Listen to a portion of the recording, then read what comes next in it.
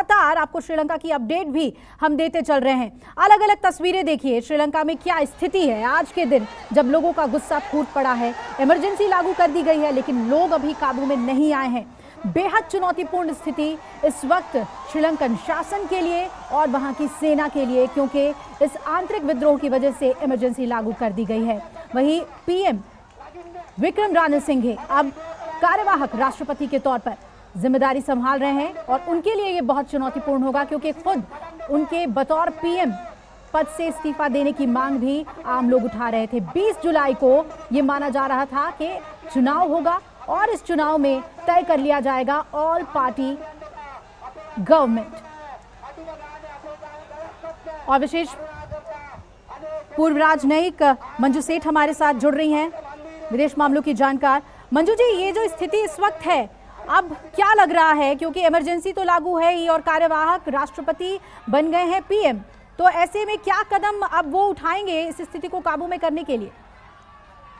यही अब जो आप दिखा रहे हैं तस्वीरें आपके टीवी सेट, हमारे टीवी पे जो दिख रही है, बिल्कुल ही दर्दनाक है, बहुत ही अनफॉर्चुनेट है। और जो एक्टिंग प्राइम मिनिस्टर ने एक्टिंग प्रेसिडेंट बन गए हैं, जो वहाँ के प्राइम मिनिस्टर हैं, और इमरजेंसी लागू कर दी है।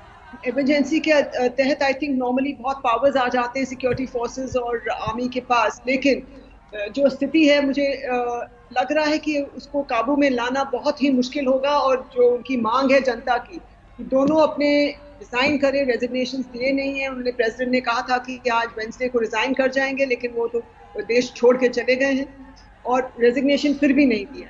लेकिन अब भी अगर दे दे वो, और पीएम प्राइम मिनिस्टर के लिए भी वो बोल रहे हैं कि आप रिजाइन करिए तो हम अपने आप हम चले जाएंगे, छोड़ देंगे ये सब जो ये प्रोटेस्टिंग है और सब कुछ है। लेकिन कोई उनकी बात सुन नहीं रहा है, वो पहचान नहीं रहे कि ये क्या, कितना आक्रोश है, कितना रोष है और कितनी नाराजगी है लोगों के मन में। और ये सिविल वॉर की तरह बन गया है, सिविल अपराइजिंग, और इसको काबू करना सिर्फ मिलिट्री मीन से बहुत ही मुश्किल होगा। उनको वहाँ की तो बिल्कुल रिजाइन करना पड़ेगा और कोई और जो इंटरिम गवर्नमेंट बनेगी स्पीकर के साथ, और जो यूनिटी गवर्नमेंट बनेगी, शायद वो थोड़ा शांत करने में कामयाब हो। ये तो नहीं तो जैसे इनका जो मॉब मेंटालिटी इस वक्त है और जो सिविल अनरेस्ट हो गया है, इसको मुझे लगता नहीं है कि कोई भी मिलिट्री पावर्स के साथ या इमरजेंसी पावर्स के साथ कंट्रोल करना आसान होगा। बिल्कुल आप सही कह रही हैं। और वहाँ पर जो स्थिति है, जो संघर्ष है आम लोगों का, उसकी तस्वीरें भी हम लगातार दिखा रहे हैं, क्योंकि मेडिकल इमरजेंसी भी वहाँ पर बहुत ज़्यादा देखने को मिल रही है, क्योंकि इन्हें काबू में करने के लिए सेना की तरफ से ताकत का इस्तेमाल भी किया जा रहा है। वो तस्वीर भी हम लगातार दिखा रहे हैं।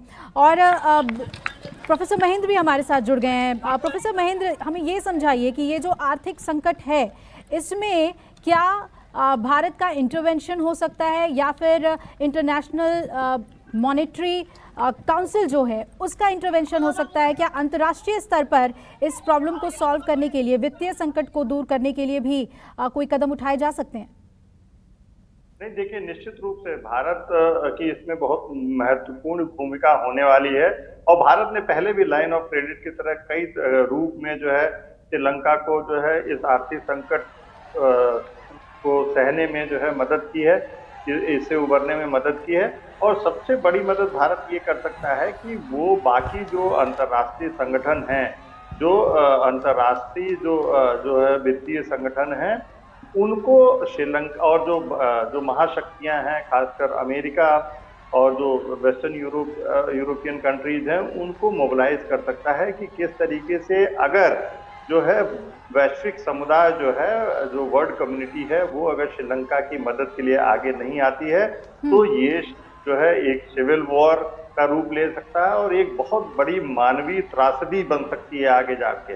तो इस तरीके से भारत की बहुत ही जो एक पड़ोसी देश होने के नाते, और भारत की जो नेबरहुड फर्स्ट पॉलिसी है, जो फॉरेन पॉलिसी का एक कंपोनेंट है नेबरहुड फर्स्ट, उसके तहत भारत जो है समय समय पे श्रीलंका की मदद करता है। और ऐसी विपरीत स्थिति में जो बहुत ही जो है एक अनिश्चितता का दौर जो है हमारे पड़ोसी देश में चल रहा है, उससे उबरने में निश्चित रूप से भारत की एक बहुत ही महत्वपूर्ण भूमिका होने वाली है। और खासकर जो वर्ल्ड ओपिनियन है उसको जो है श्रीलंका के पक्ष में लाने में, और जो अंतर्राष्ट्रीय संगठन है, जो इंटरनेशनल मॉनेटरी फंड है, IMF है, उसको और बाकी जो फंडिंग एजेंसी है, एशियन डेवलपमेंट बैंक और इस तरीके से जो भी फंडिंग एजेंसीज हैं, उनको जो है किस तरीके से श्रीलंका की मदद की जाए इस वित्तीय और राजनीतिक संकट से उबरने में, उनको साथ लेके और भारत जो है काम कर सकता है। तो निश्चित रूप से भारत की बहुत ही महत्वपूर्ण भूमिका होने वाली है।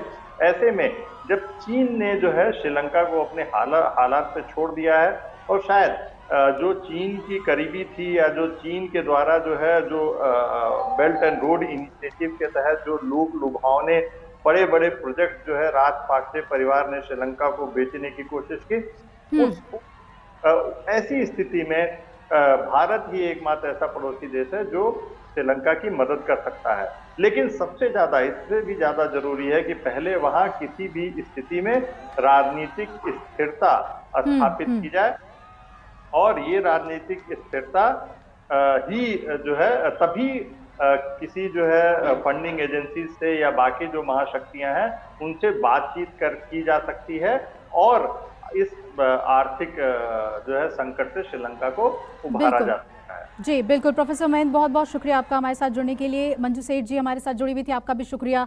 तो श्रीलंका में जो स्थिति है उस पर लगातार हमारी नजर बनी हुई है, तमाम अपडेट्स आप तक लगातार पहुंचाते रहेंगे। फिलहाल एक छोटे से ब्रेक के लिए रुक रहे हैं, बने रहेगा न्यूज़ 24 के साथ। नमस्कार, मैं हूं मानक गुप्ता।